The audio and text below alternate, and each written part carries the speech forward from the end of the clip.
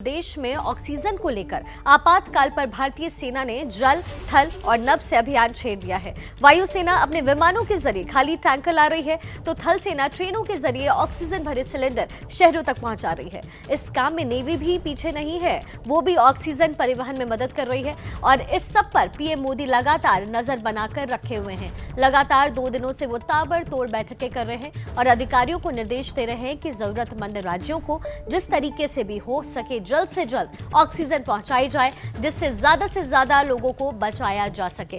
आपको बता दें, कल ही बोकारो से भी ऑक्सीजन की सप्लाई की गई है यूपी में और लगातार पीएम की नजर इस बैठक पर।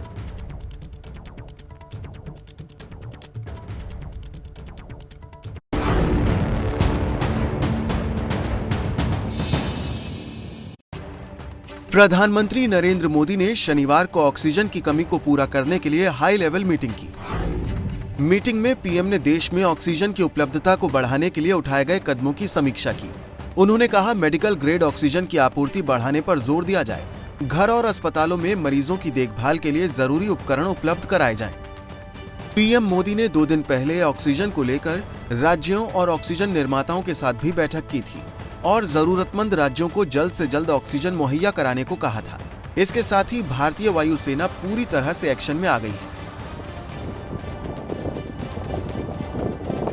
देश से लेकर विदेश तक वायुसेना के एयरक्राफ्ट्स ऑक्सीजन सप्लाई के लिए उड़ान भर रहे हैं। शनिवार को भारतीय वायुसेना का एक C-17 ग्लोबमास्टर विमान सिंगापुर पहुंचा।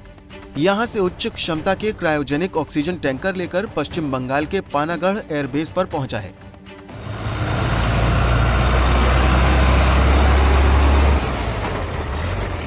यहां से इन टैंकर्स में ऑक्सीजन भरकर देश के अलग अलग हिस्सों में भेजा जाएगा। शनिवार को एयरफोर्स के एक और C-17 विमान ने हिंडन एयरबेस से पुणे के लिए उड़ान भरी। इस विमान ने 2 खाली क्रायोजेनिक ऑक्सीजन कंटेनर ट्रकों को जामनगर पहुंचाया। इस विमान ने दूसरे फेरे में 2 और खाली कंटेनर पुणे से जामनगर पहुंचाए। एक अन्य C-17 विमान ने आज दिन में 2 खाली कंटेनर जोधपुर से जामनगर पहुंचाए। भारतीय वायुसेना का एक चिनूक हेलीकॉप्टर और एक N-32 सैन्य विमान भी मदद में जुटा। इस विमान ने कोविड टेस्टिंग उपकरण जम्मू से लेह और जम्मू से करगिल पहुंचाए। इस बीच संकट के इस दौर में प्राइवेट एयरलाइंस स्पाइसजेट ने भी मदद की है। स्पाइसजेट में 800 ऑक्सीजन कॉन्सेंट्रेटर्स को हांगकांग से कोलकाता पहुंचाया है। इन ऑक्सीजन कॉन्सेंट्रेटर्स को देश के अलग अलग हिस्सों में भेजा जाएगा। नौसेना भी देश के दूर दराज के इलाकों में ऑक्सीजन सप्लाई में अहम भूमिका निभा रही है। नौसेना ने INS शारदा को ऑक्सीजन एक्सप्रेस के तौर पर उतारा। ऑक्सीजन लेकर कोच्चि से लक्षद्वीप और मिनिकॉय आइलैंड भेजा गया। इसके अलावा सेना ने राजधानी दिल्ली स्थित DRDO कोविड हॉस्पिटल में अब 250 अतिरिक्त बेड की सुविधा बढ़ा दी है, यानी अब यहां कुल 500 बेड हो गए हैं।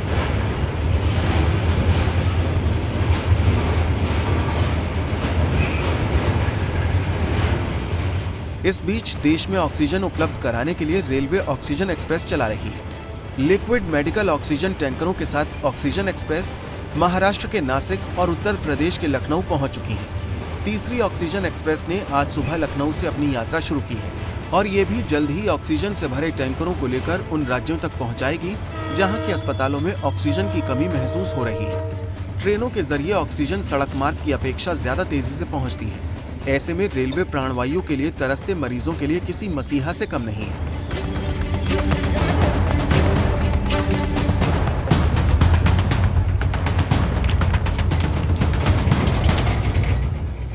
ABP न्यूज आपको रखे आगे।